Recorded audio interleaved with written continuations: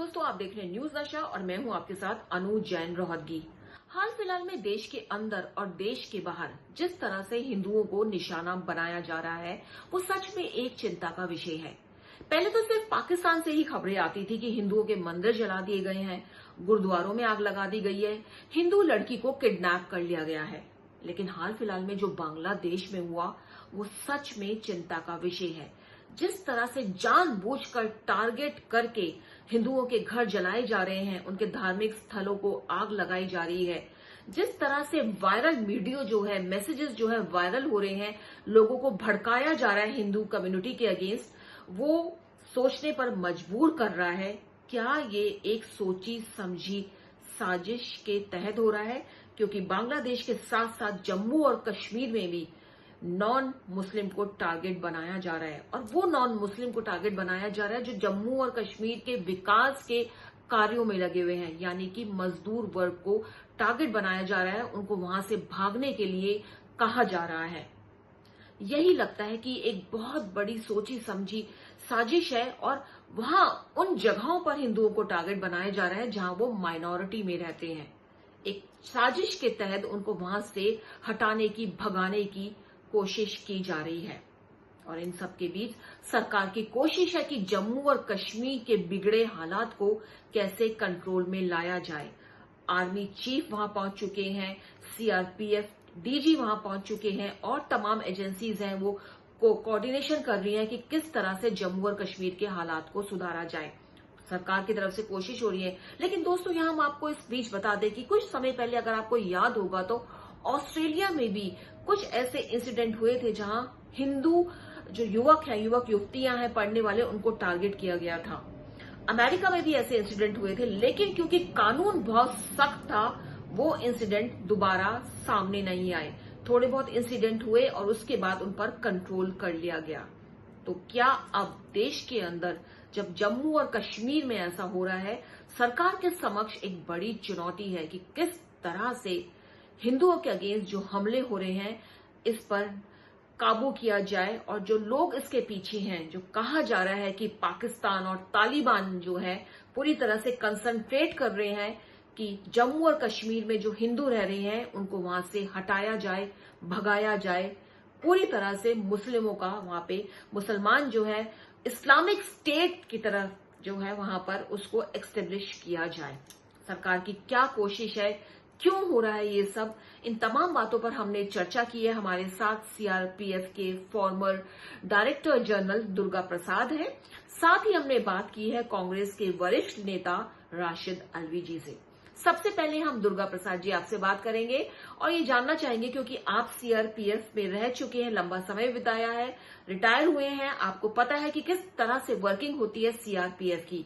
तो army chief गए, लेकिन साथ साथ सीआरपीएफ का भी रोल वहां बहुत अहम माना जा रहा है, क्योंकि उनके डीजी पहुंचे हैं।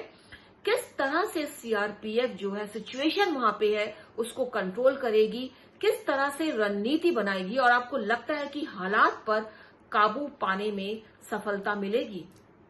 साधारणतः सीआरपीएफ को किसी राज्य में वहाँ के पुलिस व्यवस्था को मजबूत बनाने में और वहाँ के प्रॉब्लम सुलझाने में लोकल पुलिस को मदद करने के लिए भेजा जाता है, तैनात किया जाता है। लेकिन जब टेररिस्ट एक्शंस होते हैं, खासकर कश्मीर जैसे राज्यों में जहाँ पर टेररिस्ट एक्शंस होते हैं, वहाँ पर राज्य पुलिस और सीआरपीएफ के साथ और भी व्यवस्थाएं हैं, जो जैसे कि आईबी, आरआर, राष्ट्रीय राइफल्स, ऐसे भी ऑर्गेनाइजेशन जिनके साथ काम करना पड़ता है। और जो भी रणनीति बनाई जाती है वो सिर्फ सीआरपीएफ से नहीं, लेकिन सभी फोर्सेस मिलकर बनाते हैं। तो आज की तारीख में अगर देखा जाए तो पिछले कुछ दिनों में हमने देखा है कि वहाँ पर जो नॉन कश्मीरीज हैं उनके ऊपर जो हमले हो रहे हैं, ये थोड़ी गंभीर सिचुएशन, थोड़ा सीरियस बन रहा है। तो इसके लिए जो भी कार्रवाई करना है वो सिर्फ सीआरपीएफ से वो कार्रवाई नहीं बनेगी, रणनीति जो भी बनना है वो बनेगा सारे फोर्सेस के साथ मिलकर। तो आप जो पूछ रहे हैं कि क्या किस तरह की राजनीति अपनाएंगे इस सिचुएशन को काबू में लाने के लिए, ये सिर्फ सीआरपी के काम नहीं है, बट सभी फोर्सेस मिलकर काम करेंगे और जो भी रणनीति बनेगा उसके बारे में अगर पहले ही बता देंगे तो उसमें क्या, किस तरह से वो ठीक बनेगा। तो they will take their own actions. ऐसा नहीं है कि पहली बार ऐसा हो रहा है, बार बार कई जगहों पर होता रहा है और हर एक जगह पर सिचुएशन के मुताबिक एक्शंस लिए गए थे और सिचुएशन को काबू में लाया गया था। ये यहाँ पर भी वैसे ही होगा, there will not be any exception to that. So there is no problem in handling this situation. This is not a new situation. This had been there in the past and this will be handled effectively again, once again. तो CRPF के farmer director general Durga Prasad का मानना है कि CRPF का काम जो है पुलिस के साथ सहयोग करना है, लेकिन जब ऐसी सिचुएशन आ जाती है तो अकेले सीआरपीएफ नहीं बल्कि तमाम एजेंसियां मिल करके रणनीति बनाती हैं और रणनीति ऐसी बनती है कि उसका खुलासा नहीं किया जाता। और ये भी बात उन्होंने स्पष्ट की है यहाँ पे कि इस तरह की सिचुएशन वहां कई बार आ चुकी है, लेकिन हमारी सुरक्षा एजेंसी, चाहे वो सेना हो, चाहे वो सीआरपीएफ हो, चाहे वो आईबी हो या और कोई हमारी सुरक्षा एजेंसी हो, सब ने तालमेल करके कोऑर्डिनेशन के साथ उस सिचुएशन को हैंडल किया है। और हमारे जो दुर्गा प्रसाद जी, उन्होंने उम्मीद जताई है कि जो सिचुएशन वहां पर है उसको भी टैकल किया जाएगा। सर, यहाँ एक बात और सामने आ रही है, लगातार ये खबरें ऐसी आ रही है कि सरकार ने तुरंत वहां पे आर्मी चीफ को भेजा है और सीआरपीएफ के डीजी को भेजा गया है वहां पे। तो आपको लगता है कि जो डीजी हैं सीआरपीएफ के, वो कश्मीर गए हैं, कोई खास मकसद है इसके पीछे? सरकार ने उनको भेजा है, कोई खास मकसद है जिसके तहत उनको वहां भेजा गया है, और किस तरह से वो हालात को कंट्रोल करने की वहां पे कोशिश करेंगे, किस तरह से अपने काम को अंजाम देंगे? जहाँ भी सीआरपीएफ के फोर्सेस तैनात हैं वहाँ पर उन फोर्स सदस्यों से बात करने के लिए सीआरपीएफ डीजी बार बार जाते रहते हैं।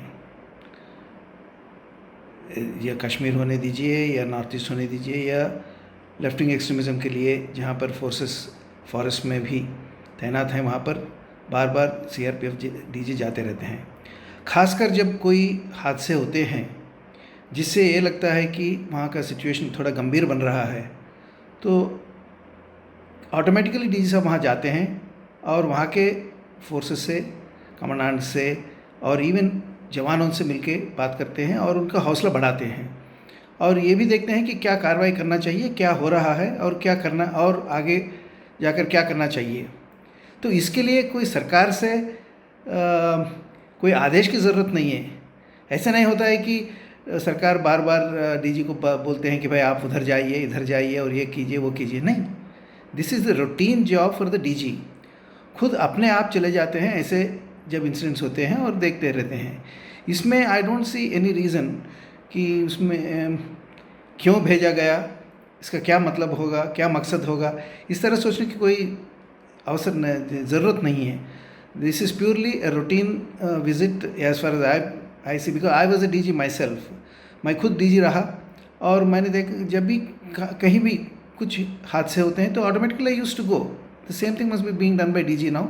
आई don't think it is something, मैं ये नहीं सोचता हूँ कि ये डीजी साहब सरकार से आदेश मिलने पर वहाँ गए हैं और इसका कोई अलग मकसद होगा। तो सर ने जो मिथ है थोड़ा सा उसको थोड़ा सा ठीक किया है कि सीआरपीएफ के डीजी हमेशा ही उन जगहों पर विजिट करते हैं जहां पे सीआरपीएफ तैनात रहती है, और ऐसी सिचुएशन में जब इस तरह की सिचुएशन होती है तो डीजी एक रूटीन की तरह वहां पे जाते हैं। ऐसा नहीं है कि वो सरकार के कहने पर वहां गए हैं या सरकार ने उनको भेजा है, जिस तरह की खबरें आ रही है सामने कि सरकार ने भेजा है डीजी को वहां पर, ऐसा कुछ नहीं है। यूं ही नहीं मैं बन जाता हूं। रोज पहली किरण का छोर ढूंढने निकल जाता हूं। धूप छांव दिन रात की परवाह किए बिना बढ़ता जाता हूं। तब कहीं उस उम्दा अनुभव को दुनिया तक पहुंचा पाता हूं। यूं ही नहीं, मैं रजनीगंधा बन जाता हूं। तैनाती होती है जहां पर वहां जाते हैं, इंस्पेक्शन के लिए जाते हैं, और जब इस तरह के हालात बनते हैं तो डीजी वहां जाते हैं, बात करते हैं, रणनीति बनाते हैं और एजेंसियों के साथ बातचीत करते हैं जिससे कि जो वहां पे जो व्यवस्था बिगड़ गई है उस पर काबू पाया जाए। तो दोस्तों, जम्मू और कश्मीर में जो हो रहा है, जो बांग्लादेश में हो रहा है, जो पाकिस्तान में हो रहा है, हिंदू माइनॉरिटी जो के रूप में जो वहां रह रहे हैं उनको टारगेट किया जा रहा है और लगता है कि एक साजिश के तहत ये सब हो रहा है। हमारे साथ राशिद अल्वी जी भी हैं, कांग्रेस के वरिष्ठ नेता हैं। सर, आपको क्या लगता है ये कुछ ऐसा कुछ सच में पाकिस्तान है और तालिबान का वर्चस्व जब से आया है, जो डर था जो वो सामने आ रहा है, यही डर था कि अब भारत में घुसपैठ होगी, भारत में इस तरह के हमले होंगे, भारत की माइनॉरिटीज, भारत में जो जिन हिस्सों में हिंदू माइनॉरिटीज में रहते हैं उनको निशाना बनाया जाएगा। और निशाना बनाते समय ये भी देखा नहीं जाता है, वैसे ये कहना भी ये भी ठीक है कि कोई भी वर्ग हो, चाहे वो मुस्लिम हो चाहे वो हिंदू हो, जब आतंकवादी हमला करते हैं तो उनको पता ही नहीं रहता कि मुसलमान कौन है, हिंदू कौन है, सबको ही निशाना बनाते हैं। और इस बात का जो है डर हमारी सुरक्षा एजेंसीज ने पहले ही व्यक्त कर दिया था कि तालिबान के आने से अब भारत में इस तरह के हमले बढ़ेंगे। और हाल फिलहाल में जम्मू और कश्मीर में पर्टिकुलरली नॉन मुस्लिम को जो टारगेट बनाया जा रहा है, तो लगता है कहीं ना कहीं फिर से एक डिवीजन की जो राजनीति है उसको बढ़ावा दिया जा रहा है। एक बहुत सोची समझी साजिश के तहत लगता है पाकिस्तान काम कर रहा है जम्मू और कश्मीर में। क्या लगता है सर आपको, क्यों ऐसा हो रहा है और आपको लगता है कि इसके पीछे हमारी विदेशी ताकतें हैं? बांग्लादेश के अंदर मंदिर पर हमला किया गया, मंदिर के लोगों को मारा गया, कुछ लोग उसके अंदर मारे गए। कश्मीर के अंदर दुर्भाग्यपूर्ण है, जितनी निंदा की जाए इतना कम है।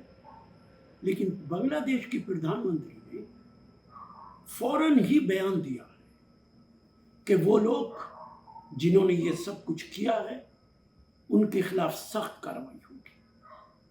वहां पे हिंदू भाइयों ने प्रोसेशन निकाला एहतजाज का, लेकिन उस प्रोसेशन की हिफाजत वहां की मुस्लिम कम्युनिटी ने की और प्रधानमंत्री ने सख्त बयान दिए और साथ साथ ये भी कहा कि भारत को चेतावनी दी कि भारत के अंदर जो कुछ होता है उसका असर बांग्लादेश में पड़ता है। प्रधानमंत्री को, हमारे प्रधानमंत्री को इस पे विचार करना चाहिए।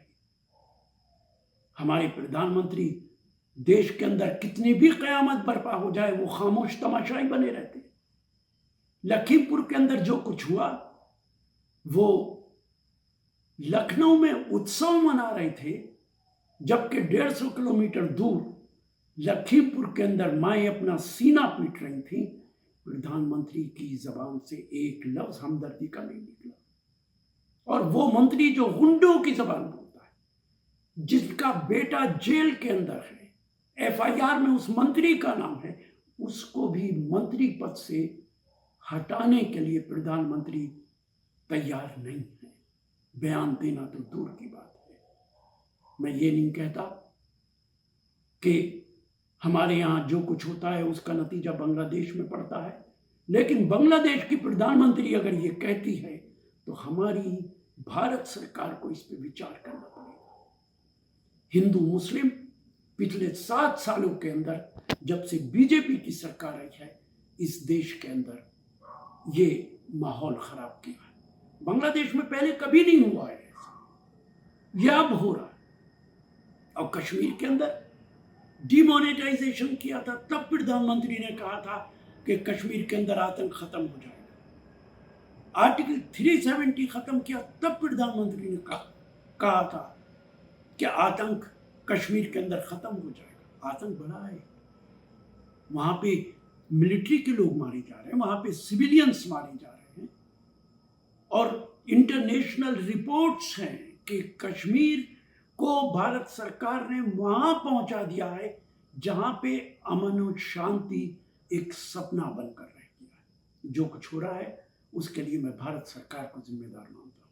तो राशिद जी निंदा भी कर रहे हैं, लेकिन साथ साथ मोदी सरकार पे अटैक भी कर दिया है। उनका कहना है कि बांग्लादेश की प्रधानमंत्री ने तो साफ बोला है कि जो हमारे देश में हो रहा है उसका असर बांग्लादेश में तो नजर आ रहा है। उसका तो देश में हालात कंट्रोल करने की जरूरत है, राशिद अल्वी जी का ये कहना है, और केंद्र सरकार की जिम्मेदारी है। वैसे बांग्लादेश में हालात बहुत ज्यादा खराब हैं अभी, क्योंकि बहुत बड़ी संख्या में हिंदुओं को मारा गया है, इसलिए पंडाल जला दिए गए हैं दुर्गा पूजा के, इसलिए मामले सामने आ रहे हैं। लेकिन आपको बताते पिछले 9 महीने की हम यहाँ बात करें तो काफी सारे हिंदुओं का यहाँ पे जो है खून खराबा, खून मर्डर किया गया है।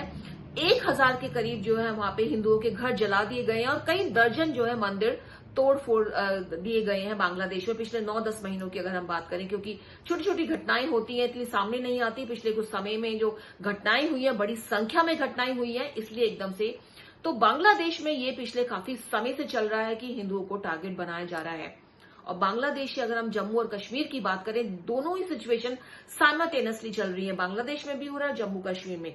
लेकिन इन सब के पीछे बहुत अच्छी बात जो जम्मू और कश्मीर में देखने में आई है कि वहां के मुसलमान खड़े हो गए हैं अपने हिंदू भाइयों के लिए, प्रदर्शन कर रहे हैं और जो घटनाएं वहां पे हो रही हैं उसको कंडेम कर रहे हैं खुलेआम और हिंदू भाइयों का हौसला बढ़ा रहे हैं कि आपको डर कर यहां से जाने की जरूरत नहीं है, मुकाबला कीजिए, हम आपके साथ हैं। तो हिंदू मुसलमान जो कश्मीर के हैं वो राजनीति नहीं कर रहे हैं और हमको लगता है, ये ऐसा लगता है कि एक संदेश भी दे रहे हैं हमारी सरकार को, हमारे विपक्ष को कि ये समय राजनीति करने का नहीं है, खुल करके एक साथ चलने का है, रणनीति बनाने का है। और रणनीति ऐसी बननी चाहिए कि डिवीजन जो है हिंदू मुसलमान के बीच, जो डिवीजन की कोशिश की जा रही है, जम्मू कश्मीर में जो हालात पैदा किए जा रहे हैं, बाहर देशों में जो हो रहा है, वो एक डिवीजन बनाने की कोशिश की जा रही है, उस पर कैसे कंट्रोल किया जाए, ये सब मिलजुल कर करना होगा, सरकार को भी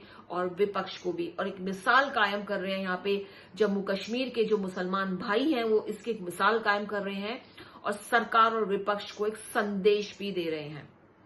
तो दोस्तों, बहुत ही अहम मुद्दा था ये कि जिस तरह से घटनाएं लगातार आ रही हैं और पाकिस्तान, जम्मू कश्मीर, बांग्लादेश और पिछले कुछ सालों में जब हमने ऑस्ट्रेलिया और अमेरिका तक में देखा था कि हिंदुओं को निशाना बनाया, लेकिन वहां पे कंट्रोल हो गया। लेकिन यहां पर जो है जिस तरह से निशाना लगातार बन रहे हैं, कंट्रोल नहीं हो पा रहे हैं। और जम्मू कश्मीर में भी सिचुएशन जो है वो कंट्रोल नहीं हो रही है। कब तक कंट्रोल होगी? सीआरपीएफ के फॉर्मर डायरेक्टर जनरल का कहना है कि आशावान है कि सिचुएशन कंट्रोल होगी। पहले भी ऐसे हालात आए हैं लेकिन सिचुएशन कंट्रोल हो गई थी।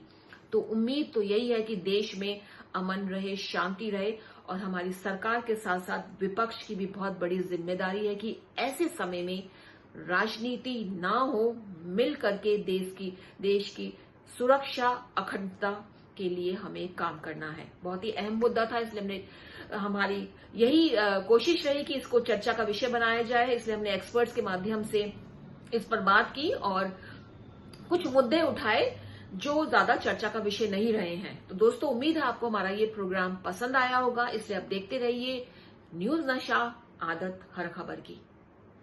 और आप हमसे जुड़े रहने के लिए सब्सक्राइब करें YouTube पर, फॉलो करें Twitter पर और लाइक करें Facebook पर। और ज्यादा जानकारी के लिए आपको टाइप करना होगा सिर्फ न्यूज नशा।